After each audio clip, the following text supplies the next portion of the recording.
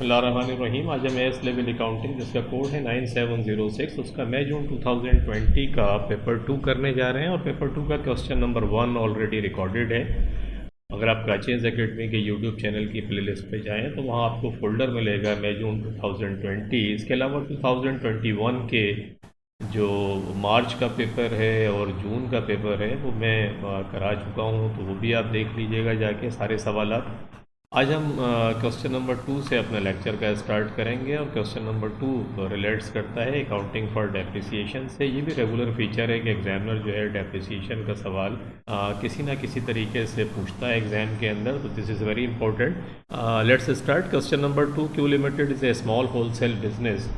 कि होलसेल का इसका बिजनेस है। ये uses the reducing balance method of depreciation to depreciate delivery vehicles. कि इसके पास डिलीवरी व्हीकल्स हैं, उसको डेप्रिशिएट करने के लिए ये यूज़ करता है रिड्यूसिंग बैलेंस मेथड। ये जो रिड्यूसिंग बैलेंस मेथड है इसको डिक्लाइनिंग बैलेंस मेथड भी कहते हैं। और डिक्लाइनिंग बैलेंस मेथड भी है इसका नाम, और इसे डिमिनिशिंग बैलेंस मेथड भी कहते हैं। और इसका जो फार्मूला होता है वो ये होता है कि जो बुक वैल्यू है किसी भी एसेट की, अगर आप बुक वैल्यू के ऊपर डेप्रिसिएशन का रेट लगाएं तो फिर ये डेप्रिसिएशन निकालते हैं आप इससे। वेयर एज जो स्ट्रेट लाइन मेथड होता है उसके अंदर स्ट्रेट आप कॉस्ट जो दी हुई होती है एसेट की उसके ऊपर डेप्रिसिएशन रेट लगाते हैं, अप्लाई करते हैं, तो डेप्रिसिएशन आ जाता है। कहता है explain one advantage and one disadvantage to a business of using the reducing balance method of depreciation. के वन एडवांटेज बता दें और वन डिसएडवांटेज बता दें। तो देखिए, एडवांटेज तो रिड्यूसिंग बैलेंस मेथड का ये होता है कि ये मैचिंग प्रिंसिपल जो है,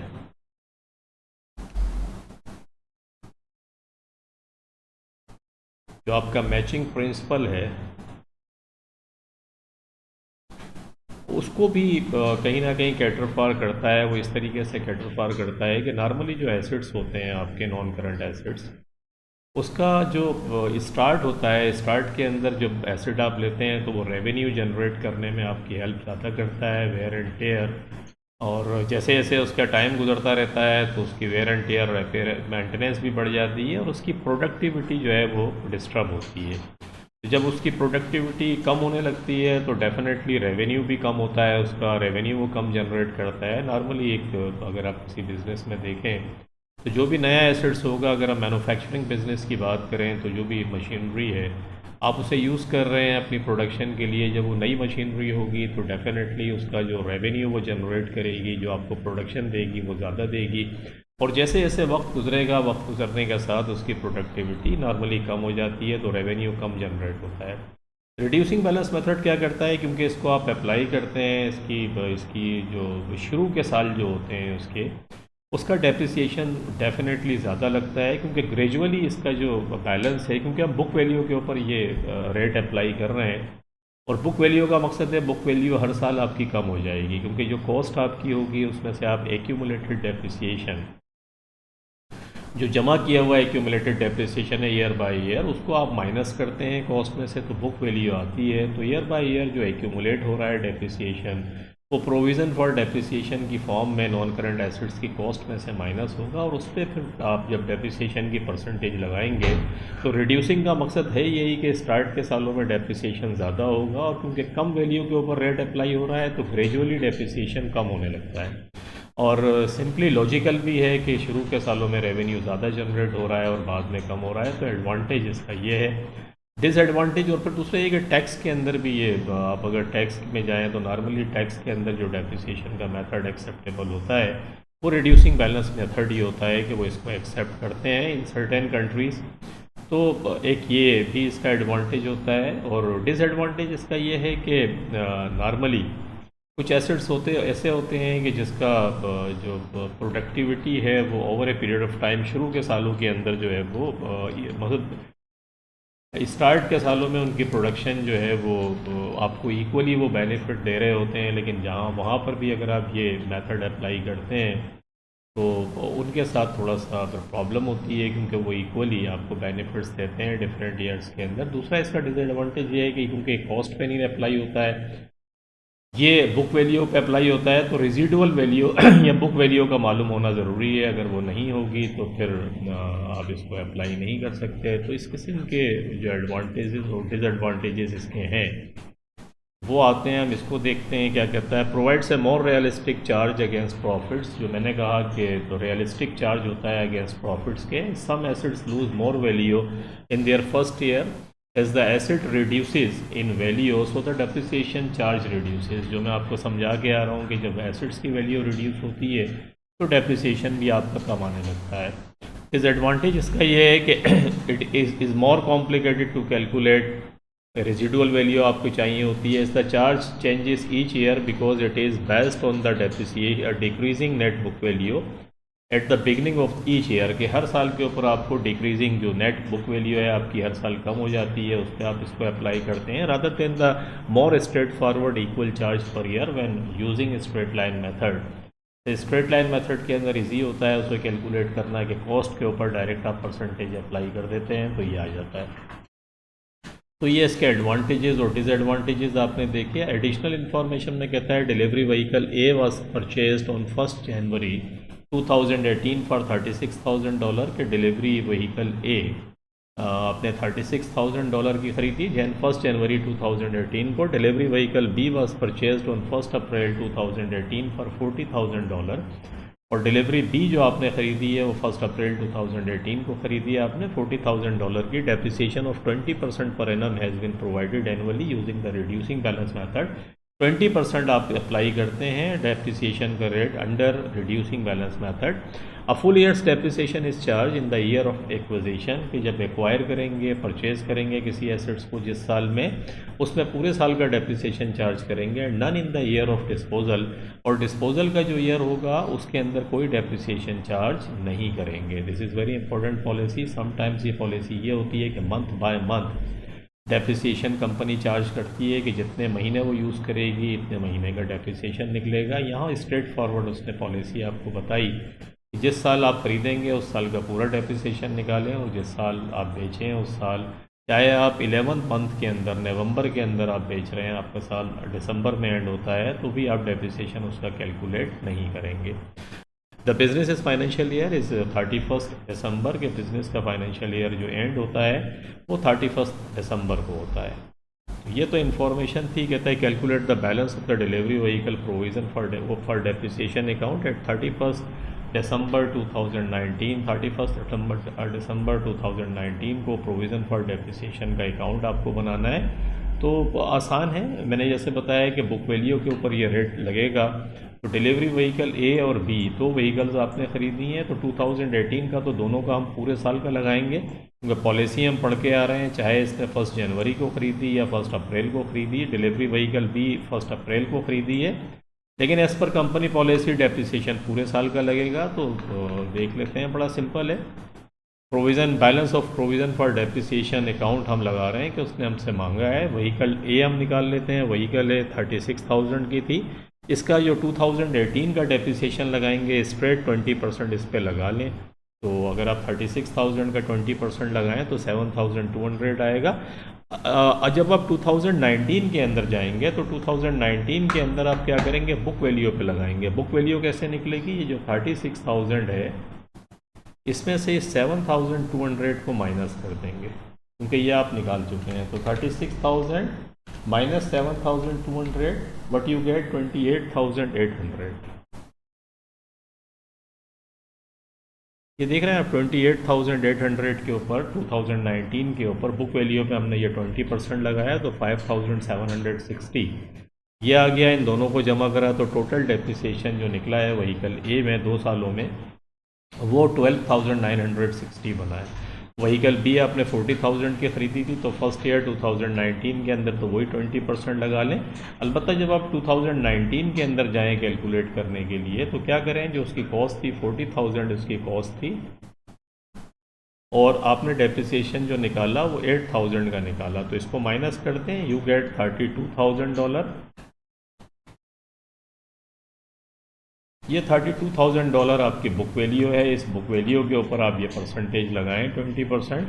आप देख रहे होंगे 6,400 दोनों को जमा किया तो 14,400 2 इयर्स का डेप्रिसिएशन आपके पास आ गया। प्रोविज़न फॉर डेप्रिसिएशन दोनों को आप प्लस कर दें उठा के तो 12,960 एंड प्लस 14,400 यू गेट 27,360। तो ये प्लस करके आपने दोनों को प्लस किया तो ये प्रोविज़न फॉर डेप्रिसिएशन का बैलेंस आपके पास आ गया। आगे आ जाएं। कहता है एडिशनल इन्फॉर्मेशन में on 1 February 2020 delivery vehicle C was purchase at a cost of $38,000 कि $38,000 के अंदर आपने डिलीवरी व्हीकल सी जो है वो ख़रीदी। और delivery vehicle B was sold in part exchange for delivery vehicle C. Part exchange के अंदर जब हम डिलीवरी व्हीकल सी ख़रीद रहे थे तो उस वक्त हमने कहा कि डिलीवरी व्हीकल बी जो है वो हमने उसको बेच दी। Cheque for $30,000 was paid on that date. $30,000 का चेक एक हमने दिया उसको इन फुल सेटलमेंट के तौर पे of the amount remaining after part exchange. Part exchange अपनी व्हीकल देने के बाद $30,000 हमने और दिए। तो लेट्स सी कि हमारी व्हीकल के पैसे कितने लगे। तो व्हीकल सी कॉस्ट है व्हीकल सी की 38,000, इसमें से लेस कर दें चेक पेड। चेक हमने कितने का दिया ये बता रहा है $30,000 का हमने चेक दिया। तो ये $8,000 एक्चुअली ये डिस्पोजल वैल्यू है।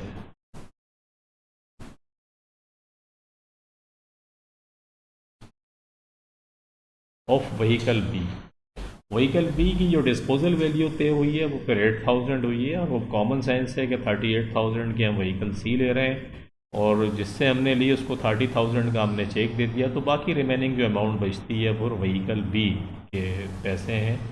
और व्हीकल बी अगर आप जाकर देखें तो व्हीकल बी की जो आपकी बुक वैल्यू थी वो 14,000, प्रोविज़न फॉर डेप्रिसिएशन ये था और 40,000 की थी। तो 40,000 माइनस 14,400 डेप्रिसिएशन आपने निकाला।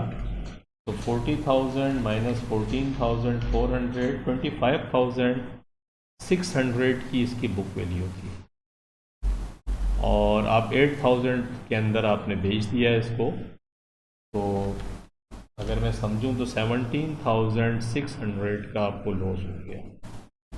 स्ट्रेट फॉरवर्ड है। व्हीकल भी 40,000 की थी, उसका डेप्रिसिएशन जो निकला है वो 14,400 निकला है।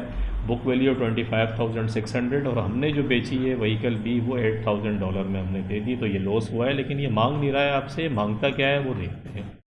कहता है डिलीवरी व्हीकल कॉस्ट अकाउंट बनाए। डिलीवरी व्हीकल कॉस्ट अकाउंट की बात कर रहा है कि कॉस्ट अकाउंट बनाए। अगर कॉस्ट अकाउंट बनाने आप जा रहे हैं बड़ा सिंपल है। देखें 2018 को पहले ले लेते हैं। 2018 में बैंक के थ्रू पेमेंट करी, वो कुछ लिख नहीं रहा है तो एज्यूम कर लेते हैं कि पेमेंट, क्योंकि अगर लिखता क्रेडिट तो फिर लिख देता क्रेडिट पे माल ख़रीदा है। उसने स्ट्रेट जब आपको सवाल था तो सवाल में उसने आपको ये बताया था कि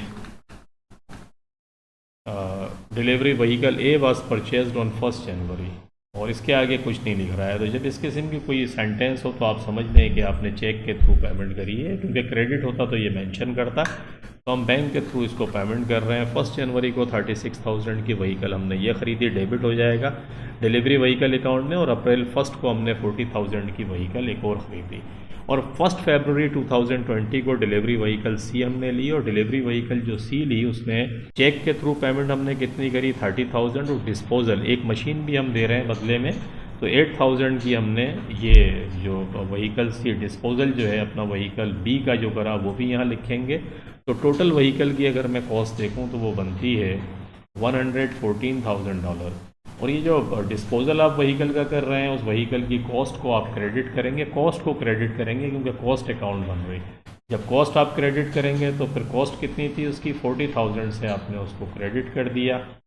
और डेबिट जो ख़रीदी और क्रेडिट जो आपने बेची। और बेचने में बस ये बात याद रखिएगा क्योंकि डिस्पोजल वैल्यू तो यहाँ आ गई है। जब आप क्रेडिट करें तो टोटल अमाउंट से क्रेडिट कीजिएगा क्योंकि ये कॉस्ट अकाउंट बना रहे हैं आप, ये जहन में रखिएगा। तो ये $40,000 से हमने क्रेडिट कर दिया। ये $114,000 का बैलेंस था डेबिट के अंदर, क्रेडिट सिर्फ 40,000 है, तो जो बैलेंस CD है वो 74,000 का 31 दिसंबर 2020 को बैलेंस CD 74,000, और यही 1 जनवरी 2020 जो 1 होगा वो 74,000 का डेबिट में बैलेंस आ जाएगा। तो ये आपने इसका डिलीवरी व्हीकल कॉस्ट अकाउंट बना लिया जो उसने आपसे पूछा था। आगे आ जाएं, कहता है delivery vehicles are depreciated because they are subject to wear and tear, कि डिलीवरी व्हीकल्स तो इसलिए डेप्रिशिएट करते हैं क्योंकि वेयर एंड टेयर होती है, कि जैसे जैसे आप यूज़ करेंगे उसकी वेयर एंड टेयर बढ़ती रहेगी, और वेयर एंड टेयर के लिए करते हैं। अब पूछता यह है कि state 2 reasons other than wear and tear for depreciation non current assets, कि डेप्रिसिएशन नॉन करंट एसेट्स में वेयर एंड टेयर के अलावा और कौन सी रीजंस हो सकती हैं। दो आपको रीजंस बतानी है। देखिए, एक रीजंस तो ये होती है कि जो टेक्नोलॉजी चेंज है, आपका आईटी से रिलेटेड जितने भी हार्डवेयर होते हैं, सॉफ्टवेयर होते हैं, ये सब नॉन करंट एसेट्स के अंदर हम लेके जाते हैं। कंप्यूटर आपका हो गया, डेस्कटॉप हो गया, आपको पता है टेक्नोलॉजी इतनी तेज़ी से चेंज हो रही है कि वेयर एंड टेयर को आप हटा दें। आज आप जो चीज़ ख़रीद रहे हैं वो हो सकता है 3 साल 2 साल के बाद बिल्कुल ही नई कोई चीज़ आ जाए। तो इसलिए आईटी की इक्विपमेंट जब भी नॉन करंट एसेट्स हैं उसमें वेयर एंड टेयर और वेयर एंड टेयर के अलावा टेक्नोलॉजिकल चेंज जो है वो बड़ा होता है कि वो ऑब्सोलीट हो जाती हैं चीज़ें वक्त के साथ, और जल्दी होती हैं जो जिनका टेक्नोलॉजी से ताल्लुक़ होता है, क्योंकि न्यू इन्वेंशन है, कोई नई और चीज़ आ गई। तो एक रीज़न ये होती है कि गैस वगैरह है, ऑयल है, ये डिप्लीट होती हैं। जैसे गैस है, जहाँ से गैस निकलती है, ये वेल होते हैं, वेल में से गैस निकलती है, तो उसका एक लाइफ स्पैन होता है कि नॉर्मली उसको एस्टिमेट करते हैं कि यार इस वेल से कितनी गैस निकलेगी, और उसको जब हम निकालते हैं तो उसे भी डेप्रिशिएट करते हैं वेल को, और वो फिर डिप्लीशन हो रही होती है कि वो वेल ही आपका डिप्लीट हो जाता है कि आपको गैस नहीं मिलेगी। तो एक ये भी रीज़न होती है। तो टेक्नोलॉजिकल एस्पेक्ट हो गया, डिप्लीशन हो गया, दो रीज़न्स ये हैं। उसके अलावा ये होता है कि टाइम का भी बड़ा मसला है कि टाइम गुज़रने के साथ साथ उसकी लाइफ कम हो रही होती है। किसी एसेट की लाइफ ही 5 ईयर्स है, अगर वो डेप्रिशिएट वेयर एंड टेयर उस पर ज़्यादा नहीं भी हो रहा है, उसकी लाइफ ही 5 ईयर्स है, वो फिर उसके बाद इस्तेमाल नहीं कर सकते। तो एक लैप्स ऑफ टाइम जो है वो भी एक रीज़न है डेप्रिसिएशन की। कुछ एसेट्स ऐसा होता है कि आप प्रोडक्शन के अंदर आपका चेंज ऐसा आ गया कि वो इनएडिक्वेट हो गए आपके, कि वक्त के साथ जो है वो अब आप एक्सपेंशन पे जा रहे हैं, तो ये भी एक रीज़न होती है कि एसेट्स आप ले रहे होते हैं वो इनएडिक्वेट हो जाते हैं वक्त के साथ। तो these are the reasons. Let's see, देखते हैं इसको क्या कहता है ये। तो बिजनेस रीज़न्स फॉर ऑब्सोलीसेंस हो गया, टेक्नोलॉजिकल चेंज ये मैं बता के आ रहा हूँ, लैप्स ऑफ टाइम मैंने बताया, इनएडिक्वेट हो जाती हैं, और डिप्लीशन का मैंने आपको समझाया कि डिप्लीट भी हो जाती हैं आपकी चीज़ें। अब एग्जांपल्स दी मैंने, ऑयल को देख लें, गैस को देख लें। ये एक्सप्लोरेशन कंपनीज़ जब निकालती हैं, आपने देखा होगा अक्सर आती हैं न्यूज़ कि भाई वेल या ऑयल के जो है वो ज़खायर जो हैं वो दरियाफ्त हो गए, या गैस के ज़ख़ीरे जो हैं वो मिल गए, तो वो जो होता है वहाँ से फिर उसको डिप्लीट करते हैं। तो that is one of the reasons कि वो डिप्लीट होता है वक्त के साथ। तो ये क्वेश्चन नंबर 2 हमारा कंप्लीट हुआ। होप आपकी समझ में आया होगा, इसको प्रैक्टिस कीजिएगा क्योंकि ये बड़ा सिंपल सा होता है। आपके अगर 2-3 कंसेप्ट भी क्लियर हैं और प्रीवियसली जो मैं पेपर करा के आ रहा हूँ उनको भी कर लीजिएगा, और बाकी तो आप प्रैक्टिस कर ही रहे होंगे। तो होप इंशाल्लाह कि you will be getting A+ in your exam. Take care, अपना बहुत ख्याल रखिएगा। मिलते हैं फिर क्वेश्चन नंबर 3 के साथ। Thank you very much for watching the video. Allah Hafiz.